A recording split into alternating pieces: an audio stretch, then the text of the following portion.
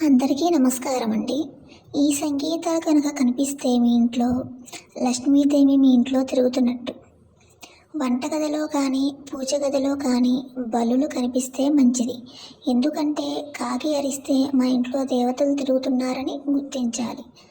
ఉదయం పూట మన ఇంటి ముందు కాకి అరిస్తే మన ఇంట్లో దేవతలు తిరుగుతున్నారు అని గుర్తించాలి.